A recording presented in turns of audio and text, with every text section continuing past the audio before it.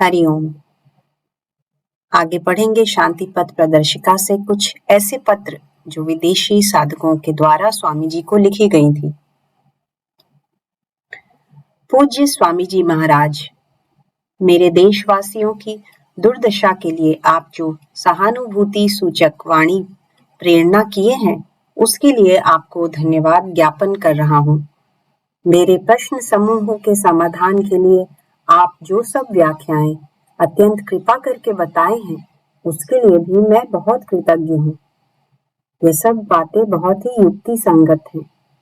विशेषकर तन्मात्र साक्षात्कार करने के उपाय के संबंध में जिस स्थान पर आलोचना किए हैं, उस अंश को अति मनोयोग पूर्वक पढ़ रहा हूँ। किंतु इन सूक्ष्म तरंग समूहों को अनुभव करने के लिए जिस गहरे ध्यान का प्रयोजन है, वह अति मानव में ही संभव है। वैसी समापत्ति हम लोग अपने जीवन भर में कभी लाभ कर सकेंगे या नहीं, संदेह है।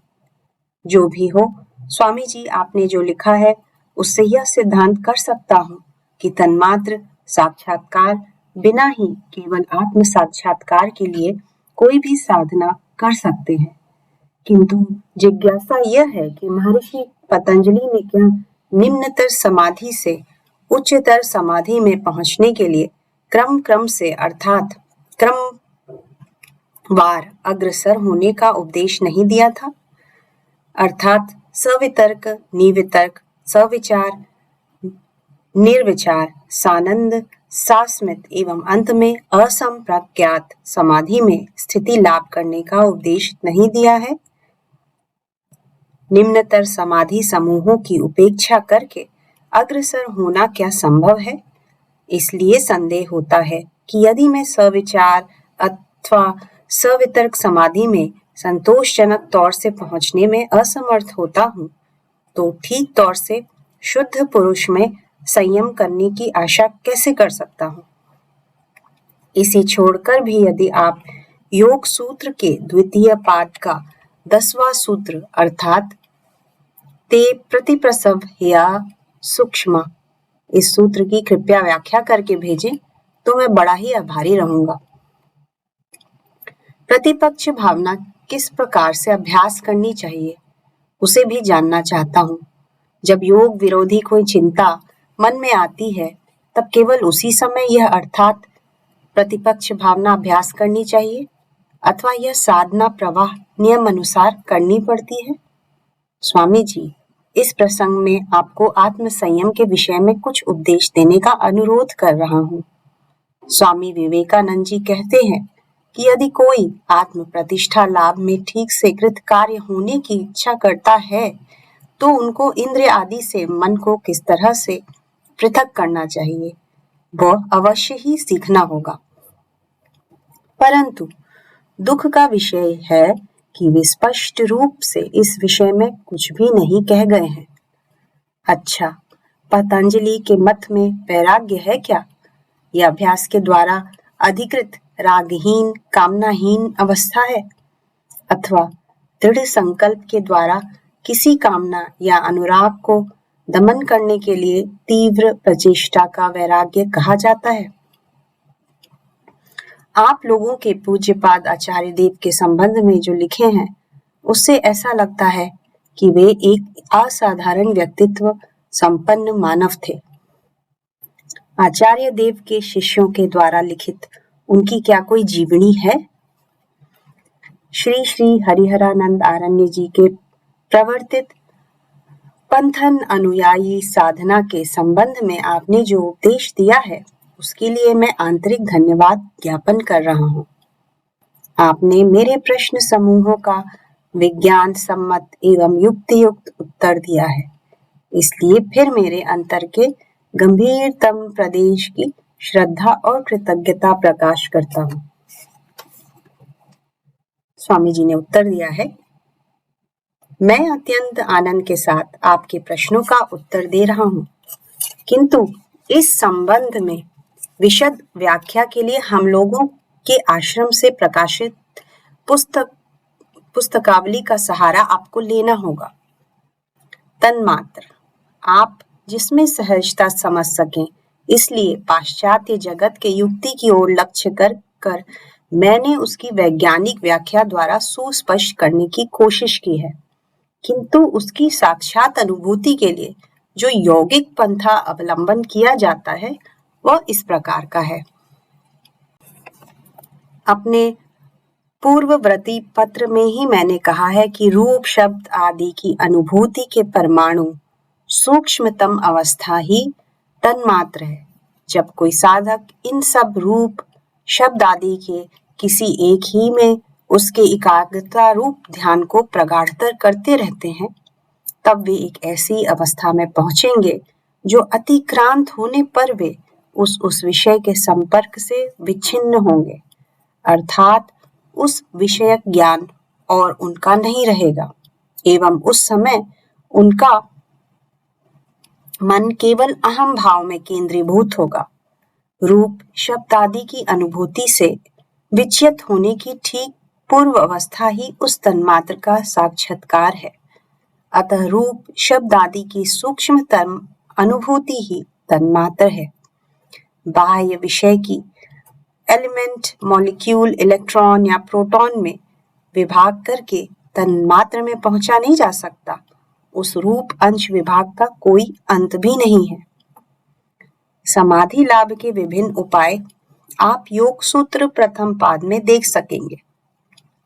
समाधि को सविचार, निर्विचार प्रभृति क्रम से भाग किया गया है, यह तो सत्य है, किंतु इसलिए उन सब उपायों के भूत तत्व या तन्मात्र तत्व के साक्षात की बात नहीं कही गई है, क्योंकि वे समाधि लाभ के लिए अपरिहार्य नहीं है, किंतु कैवल्य या निर्वाण अवस्था प्राप्ति के लिए प्रत्येक को ही अस्मिता अनुगत संप्रज्ञात समाधि एवं उसके बाद असंप्रज्ञात समाधि लाभ करना ही होगा। इन सब को त्यागने से किसी हालत में नहीं चलेगा। क्लेश समूह सूक्ष्म अवस्था में परिणत होने पर पीछे उनको भी चित्त निरोध के द्वारा अर्थात चित्त को शाश्वत काल के लिए साम्य अवस्था में ले जाकर प्रणाश करना पड़ेगा। प्रतिपक्ष भावना। जब वितर्क समूह अर्थात कोई अशुभ चिंता स्थूल रूप में उपस्थित होती है, तब प्रतिपक्ष भावना के या विपरीत चिंता के द्वारा उसको दमन करना होगा। अथवा यदि आत्म अभिमुख की ओर योग की साधना नियमानुसार अभ्यास किया जावे, इससे भी वितर्क समूहों का अहिंसा आदि दशविध यम और नियम के विशुद्ध भावनाओं का जो संस्कार अर्थात मूल अवस्था क्रमशः नष्ट हो जाता है, क्योंकि वे सभी अनात्म विषयक चिंता से उत्थित होते हैं एवं उनके द्वारा ही परिपुष्ट होते रहते हैं। आत्म संयम। व्यवहारत इस क्षेत्र में आत्म शब्द से शरीर और मन को समझना चाहिए। शरीर को संयत रखना, जैसे रिपुओं का दमन अथवा शारीरिक सुख भोग की इच्छा को दमन करना, उतना कठिन काम नहीं है। अगर कोई अकपट भाव से चेष्टा करे तो अपने आचरण में ऐसा कठोर नियम वह प्रणयन कर सकता है, जिससे सब रिपु के उद्बोधक कारण से अथवा प्रलोभन से दूर रहा जा सकता है, किंतु मन में भी किसी प्रकार अशुभ चिंता न उठने देना। इस प्रकार से मन को निग्रह करना अधिकतर कठिन कार्य है। इसलिए प्रधानतः मन को योग अनुकूल विषयों में लिप्त रखना चाहिए, जैसे उस विषयक पुस्तक आदि का पाठ एवं उस संबंध में विचार तथा ध्यान, अभीष्ट विषय का स्मारक, मंत्र जप अथवा स्तोत्र पाठ करना इत्यादि। इस विषय में प्रतिपक्ष भावना भी अधिक सहायक है। वैराग्य। यह दो प्रकार के हैं। पहला, वशीकर अर्थात इह परलोक के भोग्य वस्तु से एवं इंद्रिय ग्राह्य सभी प्रकार विषयों से निवृत्त रहना। ख, पर वैराग्य अर्थात आत्मा भिन्न सब ज्ञान को संपूर्ण रूप से निरोध करना। पर वैराग्य से अवशेष में चित्त वृत्ति का शाश्वत काल के लिए निरोध होता है। अतः वैराग्य दो प्रकार के हुए, यथा किसी विशेष भोग इच्छा का दमन करना एवं समस्त इच्छाओं चित्त वृत्ति का निरोध करना। जी हाँ, हम लोगों के पूज्यपाद आचार्य देव एक असाधारण व्यक्ति ही थे। उनके जीवन का कोई लिपिबद्ध इतिहास नहीं है एवं भविष्य में होने की भी संभावना नहीं है, क्योंकि वे हम लोगों को अपना कोई जीवन चरित्र लिखने को विशेष रूप से निषेध कर गए हैं। उनकी समाधि के ऊपर किसी प्रकार का स्मृति स्तंभ भी निर्मित नहीं है, क्योंकि वह भी वे निषेध कर गए हैं।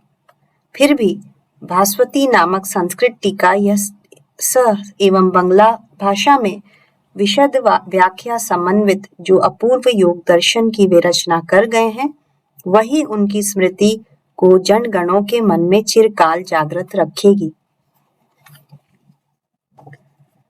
अगला पत्र। प्रिय गुरुजी, मैं 3 वर्ष से जर्मन संस्कृत विश्वविद्यालय में संस्कृत शिक्षा प्राप्त कर रहा हूँ। 5 वर्ष से मैं हृदय में आकांक्षा पोषण कर रहा हूँ किसी सद्गुरु की कृपा से प्रकृत योगी हो सकूं। इस समय जर्मनी की अवस्था अच्छी होने के कारण मेरे पिता मुझे खर्च देकर भारत भेज सकते हैं। मेरी इच्छा है कि मैं जीवन के अंतिम दिनों तक योग मार्ग में विचरण कर सकूं एवं संस्कृत भाषा में मेरी अपनी मातृभाषा के समान व्युत्पत्ति लाभ कर सकूं। मैं अत्यंत आनंदित होऊंगा यदि ऐसे किसी स्थान में जा सकूं जहां पर मैं पुराकालीन भारत में रहने की तरह अवस्था अनुभव कर सकूंगा। गुरुजी, आपका किसी प्रकार का संदेह रहने पर भी मुझको अनुमति देने में संशय ना करिएगा। आप मेरे संबंध में जो कुछ भी जानना चाहते हैं सब बताऊंगा। क्या करने पर किस तरह शीघ्र ही भारत में पहुंच सकूंगा वह भी बताइएगा। आपके पत्र की प्रतीक्षा में हूँ। जिनके निकट से आपका पता पाया हूँ वे आपको उनकी आंतरिक श्रद्धा ज्ञापन करने को कहे हैं, कारण वे आपके निकट जो योग शिक्षा पाए हैं उसके लिए विशेष कृतज्ञ हैं। स्वामी जी ने इस पत्र का उत्तर दिया है। हम लोगों की आध्यात्मिक आदर्श के प्रति आपकी प्रगाढ़ श्रद्धा देखकर हम लोग विशेष प्रतिलाभ किए हैं। आप जहां पर हैं इस समय वहीं पर रहकर ही पढ़ाई करते रहिए। प्रकृति योग या चित्त वृत्ति निरोध में सफल काम होने के लिए एकांत अध्यवसाय आवश्यक है। इसके लिए यथारीति प्रस्तुत न होने से लोग सहजता से कुछ दिनों में ही अधैर्य होकर वितृष्ण हो जाते हैं। आपकी चिट्ठी में ऐसा मालूम पड़ता है कि आपकी मिस्टर के साथ घनिष्ठता है। यदि ऐसा हो तो उनके साथ यहाँ से जो पत्र का आदान प्रदान हुआ है वे सभी आप अच्छी तरह से देखिएगा एवं उसमें से किसी विषय में यदि और भी सुस्पष्ट रूप में जानने की इच्छा हो तो संबंध में निसंकोच लिख सकते हैं। आपने जिनके बारे में लिखा है उनके निकट हम लोगों के मठ से प्रकाशित कई एक अंग्रेजी तथा संस्कृत पुस्तकें हैं, वे भी आपके काम में आ सकती हैं। जिन्होंने पत्र लिखा था उन्होंने बाद में भारत में आकर संस्कृत में सांख्य दर्शन की परीक्षा में प्रथम स्थान अधिकार किया था। इसी के साथ इस पुस्तक के सारे पत्र समाप्त होते हैं।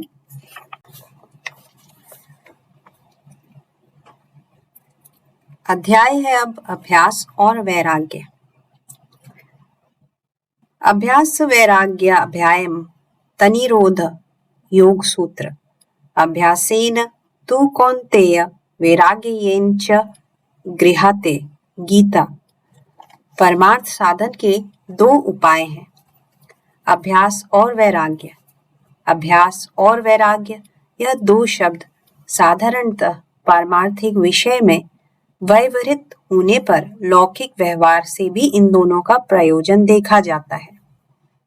अभ्यास का अर्थ है किसी क्रिया या भावना का पुनः पुनः आचरण। पुनः पुनः आचरण ही अभ्यास है। देखा जाता है कि विद्या, अर्थ इत्यादि के उपार्जन में भी उनके अनुकूल विषयों में अभ्यास और उनके प्रतिकूल विषय में वैराग्य करना पड़ता है।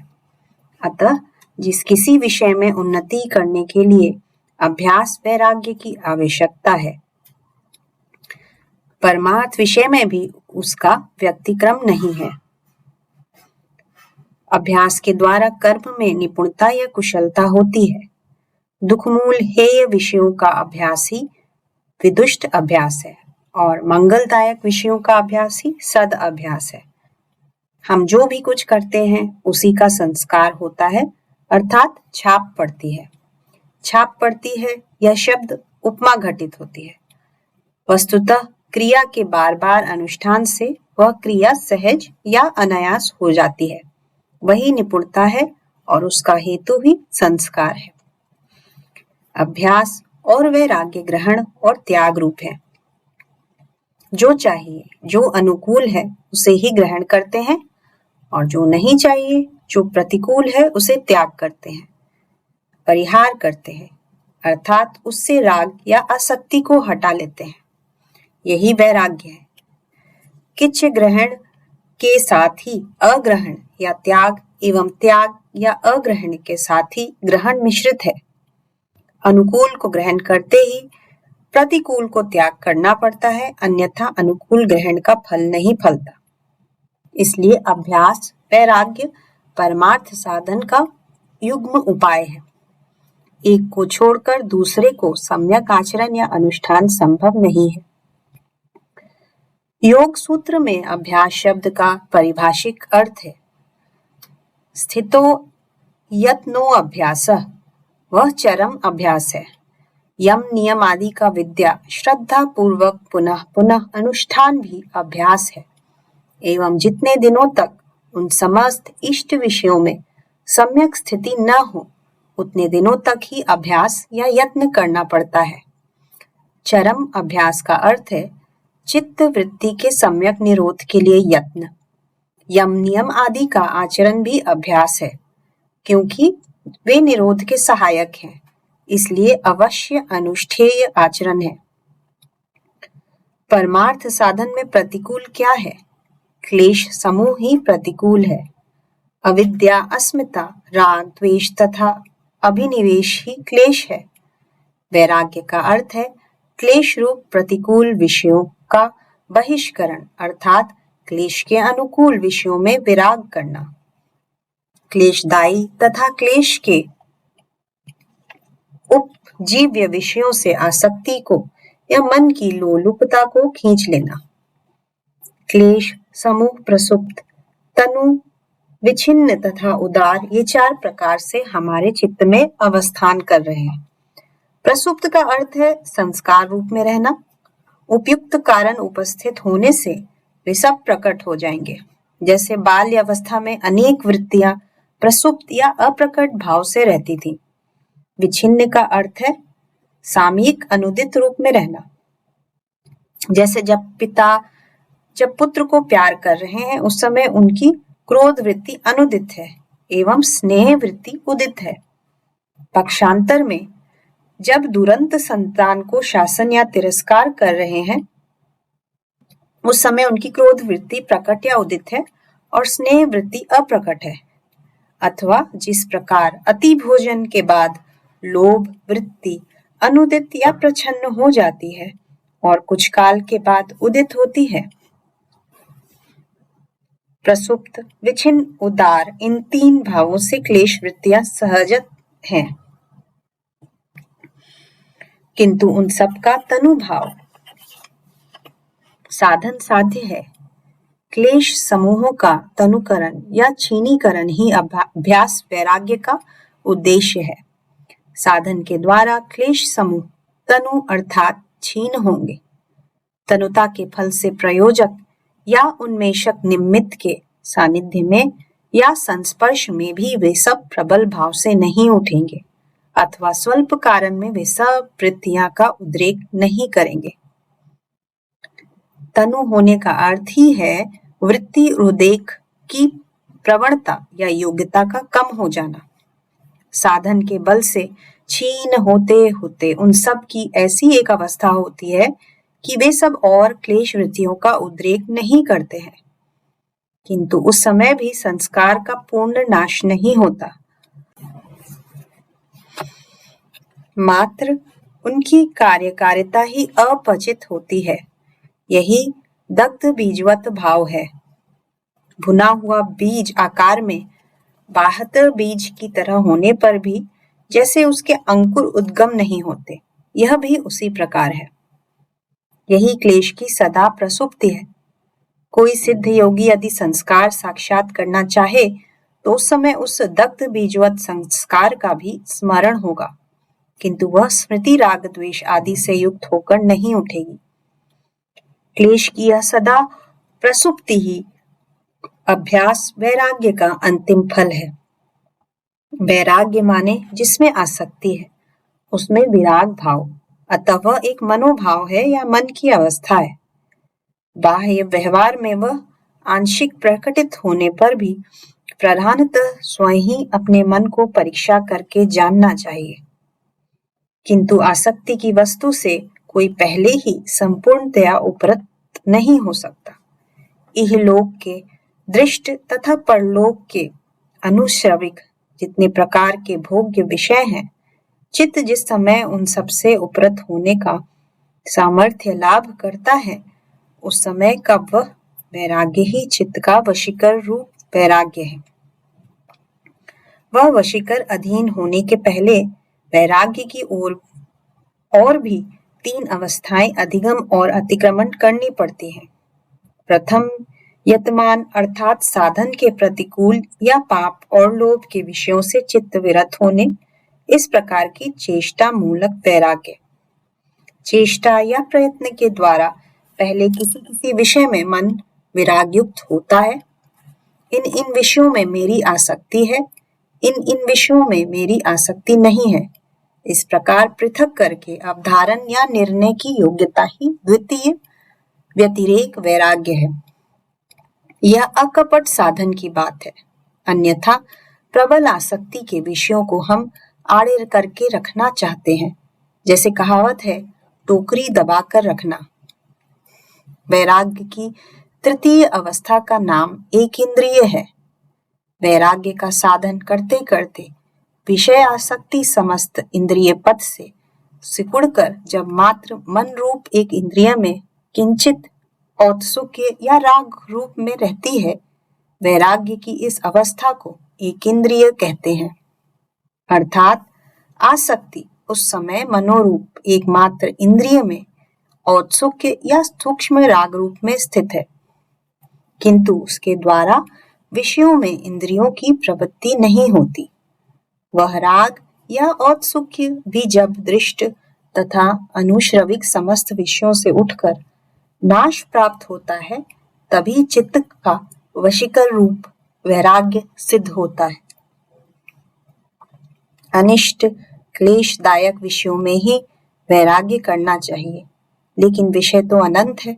असंख्य व्यक्त भाव के प्रत्येक में वैराग्य संभव नहीं है, क्योंकि विषयों का जो अनंत विशेष है, उनके सारे समूहों के साथ संस्पर्श नहीं होता या होना संभव भी नहीं है, किंतु अनंत विशेष का जो साधारण भाव है, उसी में वैराग्य साधनीय है।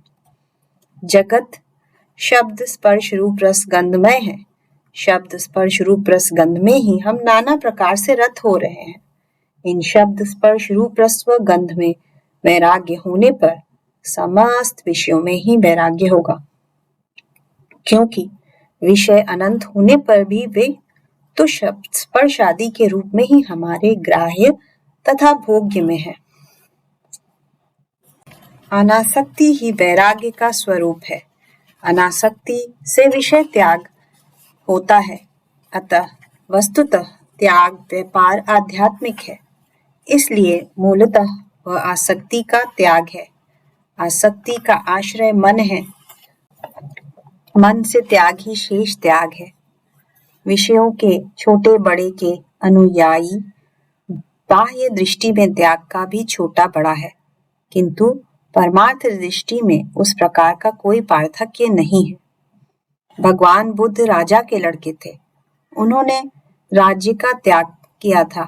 शंकराचार्य जी साधारण गृहस्थ के संतान थे, वे अपनी सामान्य पैतृक संपत्ति ही त्याग किए थे। व्यवहारिक जगत में इन दोनों त्याग का दृष्टांत लोगों के मन पर जो प्रभाव विस्तार करेगा उसमें पार्थक्य है, लेकिन परमार्थ दृष्टि से उन दोनों में कोई अंतर नहीं है, क्योंकि राज्य तथा कई एक बीघा जमीन दोनों ही आसक्ति के उप जाने वाले हैं। परमार्थ दृष्टि में आसक्ति का त्याग ही वास्तविक त्याग है। मेरा राज्य नहीं है, अतः मेरे लिए राज्य त्याग संभव नहीं है। राज्य त्याग नहीं कर सके इस विचार से राज्य लाभ करके फिर उसे त्याग करने का संकल्प करना महाप्रमाद और भ्रांति का लक्षण है, क्योंकि त्याग स्वरूपतः लिप्सा या राग का त्याग है। अशोक बहुत देशों को जय करके अंत में निवृत्त हुए थे। साधारण संसारियों के निकट अशोक का राज्य लाभ पूर्वक यह वैराग्य का आचरण जितना भी प्रशंसनीय गौरव मैं क्यों न हूं, किंतु अशोक ने स्वयं उसके लिए अनुशोचना ही की थी, क्योंकि राज्य विस्तार के लोभवश कितने निरपराध लोगों की प्राणहानि हुई, कितने ही समृद्ध जनपद उत्साहत या विनाश हुए हैं। इससे राज्य लाभ तो अवश्य हुआ, लेकिन चित्त तो प्रसन्न नहीं हुआ। जीवन का बहुत अमूल्य समय वृथा अन्याय आचरण में व्यतीत हुआ। त्याग के विषय में यह गौरव का मोह केवल चित्त विभ्रम कर ही नहीं है, बल्कि अवांछनीय कर्म में ही हमें लिप्त कर भूल भुलैया के पथ पर फेंक देता है। जिसे त्याग करना ही होगा, उसे अर्जन करने की क्या जरूरत है? अर्जन की स्पृहा ही त्याग करने से अभीष्ट सिद्ध होता है। शास्त्र भी कहते हैं, कीचड़ देह में पोत कर यानी शरीर में कीचड़ लगाकर धोने की अपेक्षा उसे स्पर्श न करना ही श्रेयस्कर है। त्याग के विषय में एक भ्रांत धारणा है। बहुत लोग सोचते हैं कि भोग करते करते ही भोग का क्षय हो जाएगा।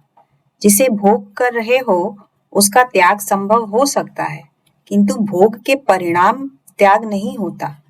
भोग के साथ त्याग की इच्छा मिश्रित रहने पर एवं उसे क्रमशः बढ़ाते रहने पर तभी अंत में वैराग्य का प्राधान्य होकर त्याग होता है। अतः त्याग के द्वारा ही त्याग होता है, भोग द्वारा त्याग नहीं होता। भोग के द्वारा भोग की स्पृहा ही बढ़ती जाती है। जिस प्रकार घृताहुति के द्वारा आग क्रमशः बढ़ जाती है, उसी प्रकार काम्य विषय के उपभोग के द्वारा कामना बढ़ ही जाती है। भोग का पथ अलग है, त्याग का पथ अलग है। भोग का पथ छोड़कर ही त्याग का पथ ग्रहण करना पड़ता है। भोग प्रवृत्ति का पथ और त्याग निवृत्ति का पथ है। भोग में अनेक समय इंद्रियां अवसादग्रस्त होती हैं तो है, पर वह निवृत्ति नहीं है। भोग का संस्कार बना ही रह जाता है। इंद्रियां निस्तेज होने पर भी संस्कार निस्तेज नहीं होते हैं। नए क्लेश संस्कार जिसमें पुनः न हो एवं विपरीत संस्कार जैसे संचित हो, तदनुरूप आचरण ही भोग को छोड़कर त्याग में पहुंचने का उपाय है। भोग के द्वारा आपात सुख सामान्य पाने पर भी परिणाम में बहुत दुख है। उस दुख की जानकारी से ही हम भोग से विरत होते हैं और त्याग अनुशीलन में रत होते हैं। आज के लिए इतना ही। धन्यवाद।